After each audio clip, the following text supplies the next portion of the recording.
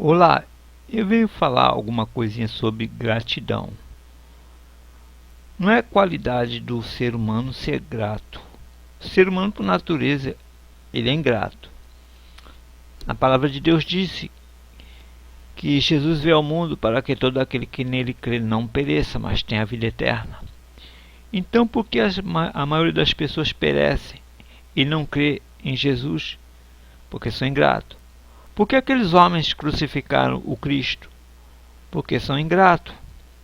Porque Jesus curou os 10 leprosos e só um voltou para agradecer? Porque a natureza dos homens são ingratos. Jesus sabia disso, que os homens são ingratos. Então por que ele veio? E por que ele se entregou por essas pessoas ingratas? Eu me pego muitas vezes pensando, às vezes a gente faz alguma coisa para uma pessoa, para algum amigo, para algum parente, e na maioria das vezes as pessoas são ingratas. Nós não devemos ficar esperando gratidão de ninguém, tá?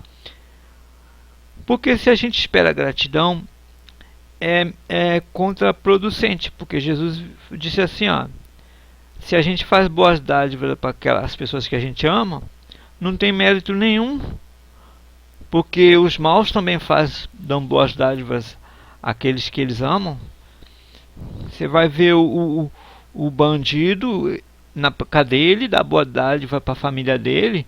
Se ele puder lá, eles pegam lá, eles ganham um pedaço de carne, eles colocam um sal naquele pedaço de carne e entrega para a família. Não come a carne, ele come o arroz, o feijão e deixa a carne, guarda tudo e dá para a esposa que está lá sem o marido, que não tem dinheiro para comprar carne para os filhos, e ele dá aquela carne porque ele está ali, mas ele sabe dar boas dádivas àquele que ele ama, embora ele seja um criminoso preso. O povo de Israel era considerado o povo de Deus, né? Aquele povo escolhido, nação santa, né?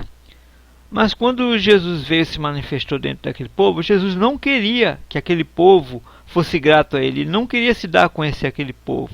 Então ele falava por parábolas, não era para facilitar como as pessoas falavam, ele contava parábolas para facilitar o entendimento, não, era para eles não entenderem, tá? Teve uma vez que as pessoas, até aqueles escribas que perseguiam a Jesus, eles estavam gostando de Jesus. Jesus começou a curar muita gente, começou a ressuscitar mortos, Jesus começou a ficar famoso e era Páscoa, então tinha muitos turistas na cidade, todos queriam conhecer aquele que a fama estava se espalhando pelo mundo. E o que acontece quando tem uma pessoa famosa? Aquela pessoa atrai muitas pessoas para ela, e então tem várias pessoas que montam barraca, vão vender cachorro quente, cerveja, refrigerante, roupas, camiseta daquele famoso para ganhar um dinheiro. Então as pessoas, independentemente de gostar ou não daquele famoso, eles estão lucrando com aquele famoso.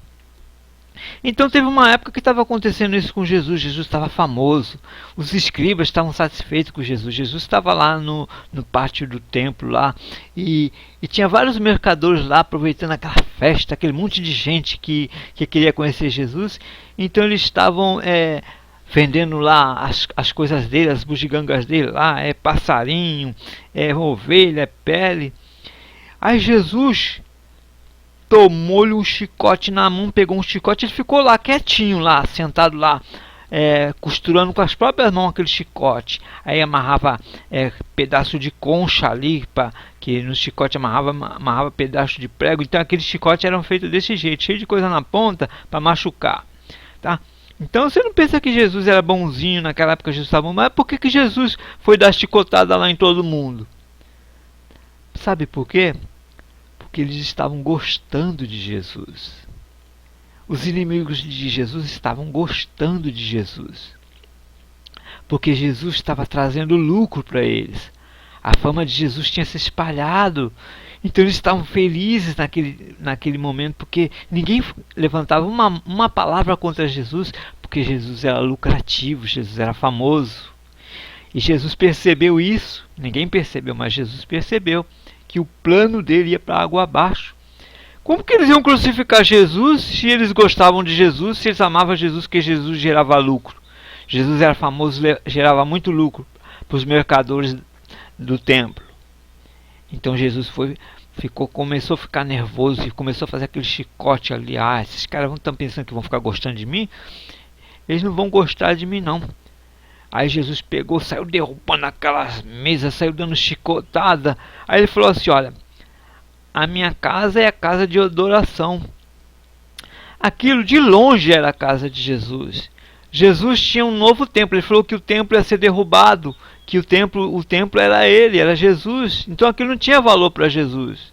Mas por que Jesus naquela hora ele falou aquilo, ele falou aquelas palavras e começou a derrubar as mesas, tudo? Era para levantar ódio, era para provocar os escribas, era para provocar os mercadores, aquelas pessoas que estavam gostando de Jesus. Para quando chegasse no momento da crucificação, tivesse pessoas para dizer: crucificai-o. Jesus já sabia que Pôncio Pilatos não ia ter coragem da crucificação, que aqueles homens que eram responsáveis pela crucificação teriam a chance deles para poder negar aquilo. Como a mulher de Pôncio Pilatos disse: olha, eu tive um sonho que esse homem é justo. Aí então ele, na hora de crucificar Jesus, ele começou a pensar naquilo e ele ofereceu uma solução. Ó, eu vou pegar um criminoso dos piores que tem aí, aquele assassino mesmo. Aí vocês escolhem, já que na Páscoa a gente pode soltar uma besta fera aí da cadeia, então vamos soltar essa besta fera ou Jesus, qual que vocês preferem? Aí aqueles homens já estavam com raiva, porque Jesus derrubou a mesa deles, Jesus derrubou o cofre deles, as moedas de Jesus, mexeu com o que o judeu mais gosta, do dinheiro. Judeu é judeu, como a maioria das pessoas, mas o judeu, pelo dinheiro, as pessoas até têm uma coisa: pô, o cara é judeu, né? Porque eles são muito econômicos, muito seguros com o dinheiro. Então, quando Jesus mexeu na fonte de alimentação, na fonte de renda deles, que é o dinheiro, então eles se rebelaram. Aí na hora foi fácil de encontrar as pessoas para gritar, porque na verdade a maioria das pessoas queriam Jesus livre. Mas naquele momento Jesus se levantou contra o principal que eles tinham, que era o amor ao dinheiro.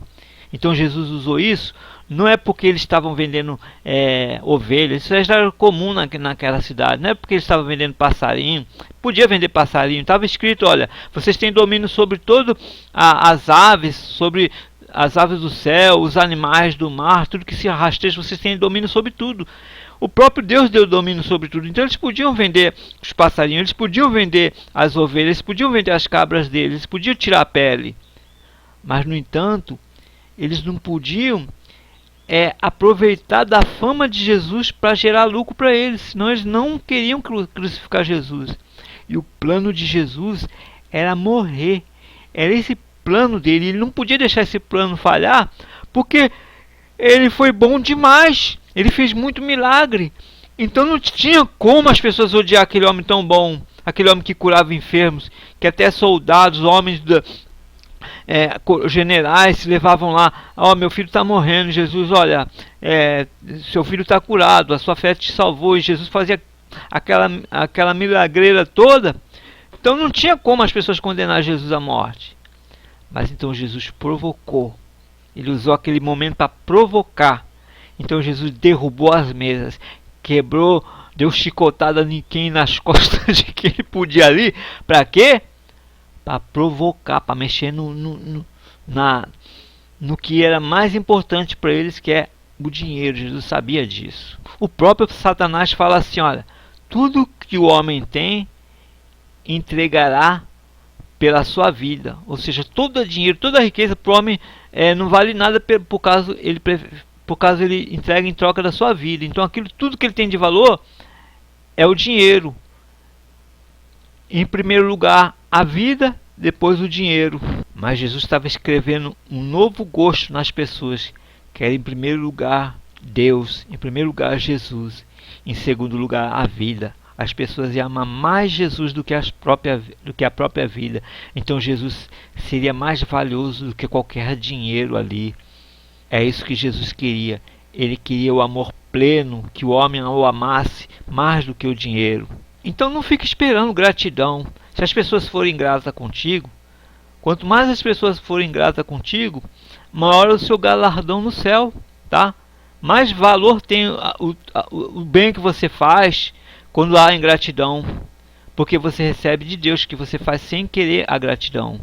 Entendeu? A gratidão que você tem que procurar é a satisfação de estar servindo ao Deus poderoso.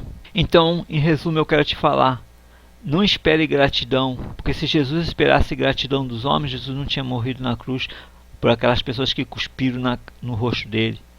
Tá? Não espere gratidão dos estranhos, da sua família, nem nada. Se vier, tudo bem, veio a gratidão. Mas seja grato somente a Deus, que enviou seu único filho e que nos amou mesmo, nós sendo tão ingratos desse jeito como somos.